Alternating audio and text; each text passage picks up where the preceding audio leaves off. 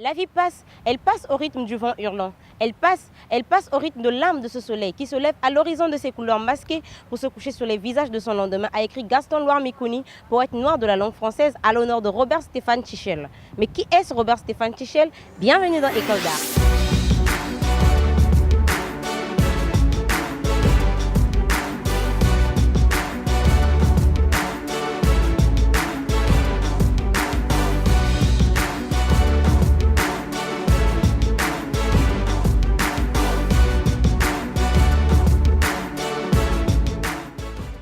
Salut chers téléspectateurs, merci d'avoir choisi École d'art pour vous informer. Je suis Nicole Yoka et c'est comme toujours avec un immense plaisir que je vous retrouve pour vivre et partager avec vous le meilleur de l'art. Né en 1915 dans la région du Kulou, Robert Stéphane Tichel a participé à la création du chemin de fer Congo-Océan et fut également le premier chef-train autochtone. École d'art a découvert un établissement scolaire au nom de ce grand homme, faisant un tour à l'école Robert Stéphane Tichel.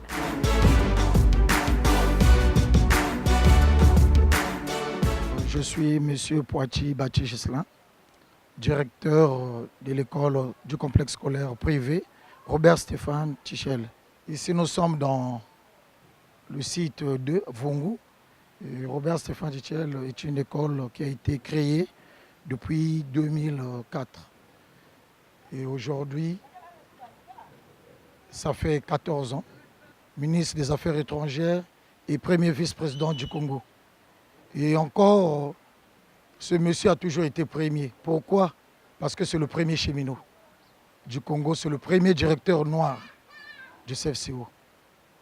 Et vu son parcours, nous avons pensé que c'était un nom digne et qu'il fallait mettre, qu'il fallait vraiment vénérer, parce que ce nom était caché. Et il fallait donner cette dénomination Robert Stéphane Tichel. Dans tout ce que nous faisons, nous avons toujours pensé s'associer avec les parents et pour que les choses aillent de mieux en mieux. Et vous voyez bien quand je vous dis 14 ans, par exemple là où nous sommes à Vungu, ce site-là fait 10 ans. Cette année, ça fera 10 ans à Vungu. Alors que Robert Stéphane Tichel a été créé en 2004. Ça, c'est le site 1 à Tchétché. Et le site 2 fait 10 ans aujourd'hui. Donc, si nous n'étions pas dans la discipline et dans la meilleure façon de faire pour être toujours premier, vous pouvez avoir certaines références. Nous avons reçu aussi beaucoup de prix des enfants. Nous avons été remerciés souvent à la Chambre de commerce pour les concours que les enfants participent. Et nous avons toujours des gagnants parmi ceux-là qui participent. Robert Stéphane Tichel est juste plutôt au site 2, et se trouve à Vungu, non loin du marché. Nous sommes donc à l'arrêt, étage, et dans la ruelle Conkwati, donc non loin du marché, c'est ce qu'il faut dire. Vous êtes ici à Robert Stéphane Tichel et vous êtes les bienvenus. L'interdiction de notre école n'est pas monter sur les bancs, n'est pas jeter les ordures dans la cour, bien déposer les matières fécales dans le trou. Le meilleur professeur que j'aime, c'est notre directeur. J'ai à dire à papa et maman, merci beaucoup de m'avoir mis à cette école. Parce qu'ici, il y a un bon enseignement.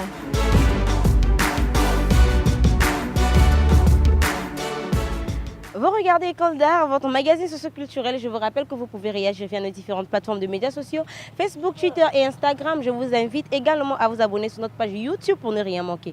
Pour toutes vos suggestions, envoyez-nous vos messages via le numéro qui apparaît au bas de votre écran. Faisons un tour une fois de plus à l'école Robert Stéphane Tichel pour la poésie. Madame, présentez-vous personnellement aux téléspectateurs qui vous suivent. Moi, je suis la maîtresse Olga Lubota. Je suis enseignante ici. Je prends la classe de CP2. Alors, quelle est l'ambiance entre vous et les élèves? Vraiment, l'ambiance, ça se passe bien. Les enfants, bon, ils comprennent bien quand j'explique la leçon, ils comprennent bien. C'est ça l'ambiance. Et parlons de poésie. Quelle est la meilleure poésie de votre classe? Bon, la meilleure poésie de notre classe, c'est à ma mère. Vous pouvez réciter? Oui, je peux bien réciter. À ma mère, à poésie. À ma mère, femme noire, femme africaine. Oh, toi, ma mère, je pense à toi. Oh, Dama. Oh, ma mère. Toi qui m'as l'État, toi qui gouvernant ne premier pas, toi qui la première nourrit les œufs aux produits de la terre, je pense à toi, femme de champs, femme de rivière. Alors, félicitations. Comment vous gérez les caprices des élèves? Non, en fait, les caprices des élèves, puisque nous sommes déjà habitués avec ça. Donc, on gère ça bien. Mhm. Et l'année scolaire tombe vers la fin. Est-ce que vous avez des appréciations? Oui, oui.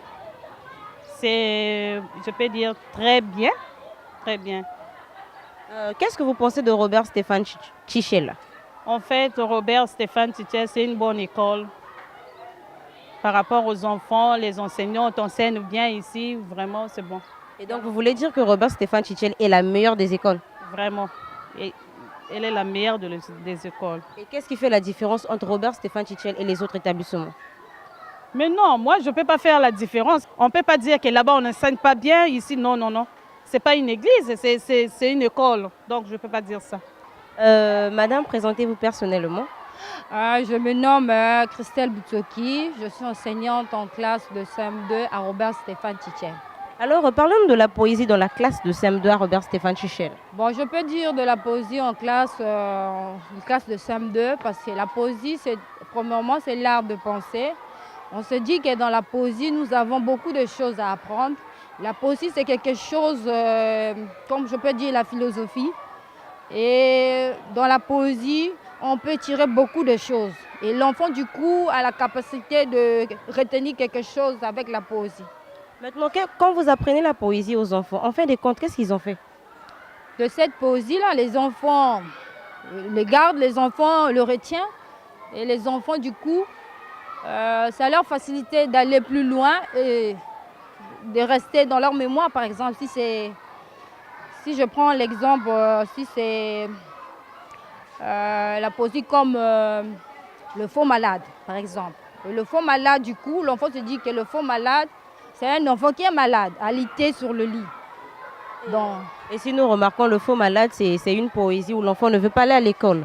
Mais qu'est-ce que ça enseigne aux enfants normalement? ça enseigne que l'enfant ne doit pas prendre, ne doit pas réellement copier ce que le faux malade était. Il ne voulait pas partir à l'école, mais l'enfant du coup doit se dire que l'école c'est important. Je dois partir à l'école pour apprendre à écrire.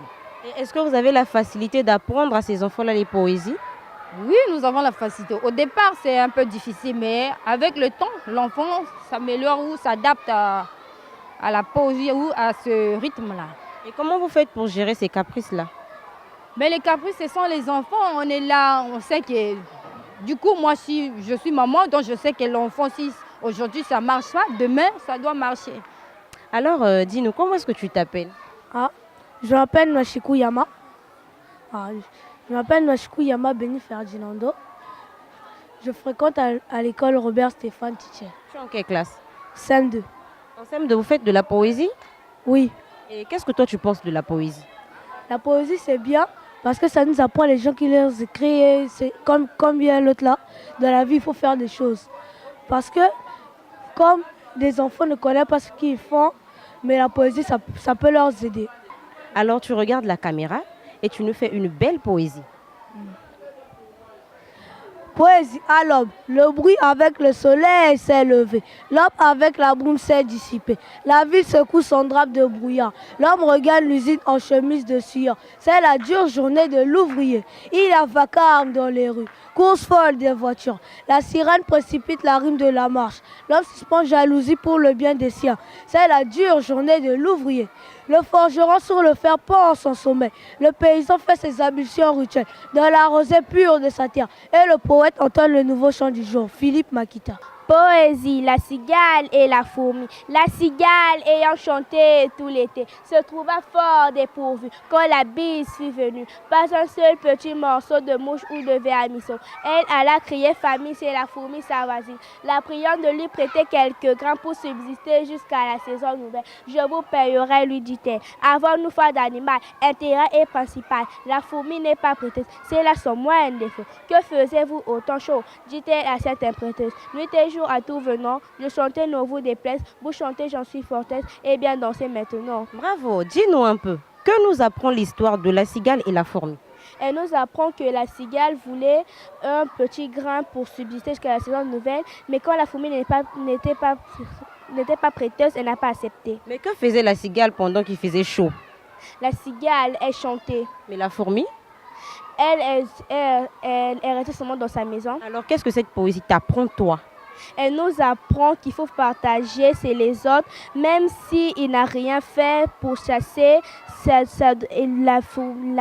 la fourmi doit lui donner un peu quelque chose. Mais elle nous apprend également qu'il faut travailler dur pour avoir ce qu'on veut. Poésie, sois prudent, fais des démons, les sentiments du devoir. Et toi qui souffles le pain, agis toujours en ça. Car une pierre lancée peut causer le du voisin. Une main levée peut entraîner une blessure. Un grand canjon peut causer une fracture. Et un rire qui tombe sur le mètre du bois peut l'affaiblir. Car les sentinelles entendent l'incendie. Nena Babassi. Bravo! Qu'est-ce que cette poésie t'apprend? Cette poésie t'apprend qu'il ne faut pas jeter les pierres, qu'il ne faut pas monter sur les bancs, qu'il faut être sage dans la classe. Tu as compris? Je m'appelle Mabika Tabaja Yasmine. J'ai 10 ans. Je suis en classe de CM1. Ma maîtresse s'appelle la maîtresse Chancelvie. En classe de CM1, vous faites la poésie, non? Oui, Et qu'est-ce que toi tu penses de la poésie? la poésie, c'est bon. Ça nous apprend à lire des mots. Et quelle est ta meilleure poésie? Enfant, que vas-tu faire à l'école? Pourquoi enfant, que vas-tu faire à l'école? Parce que dans la poésie, enfant, que vas-tu faire à l'école? On nous demande ce que nous venons faire à l'école. Si nous venons pour étudier ou pour jouer. Tu peux réciter ta poésie? Tu avances là et tu fais ta poésie. Poésie, enfant, que vas-tu faire à l'école? À l'école, que vas-tu faire, petit enfant? Je vais apprendre à lire pour savoir ce qu'il y a dans les livres.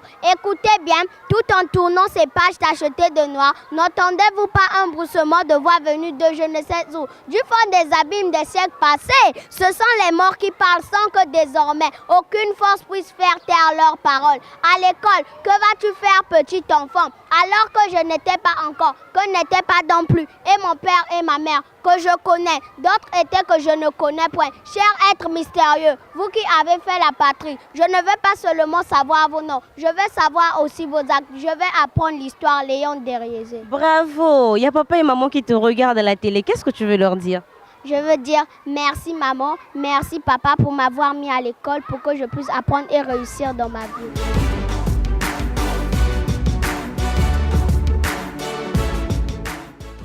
Il connut une traversée du désert au sortir de laquelle il fut nommé directeur du chemin de fer Congo-Océan. Robert Stéphane Tichel meurt le 25 octobre 1984 à Brazzaville. C'était École d'art au complexe solaire Robert Stéphane Tichel. Merci d'avoir suivi ce numéro. Mais l'actualité se poursuit sur notre site internet www.artprogramme.com. Je vous invite également à vous abonner sur notre page YouTube. Portez-vous bien. Au revoir et à très vite.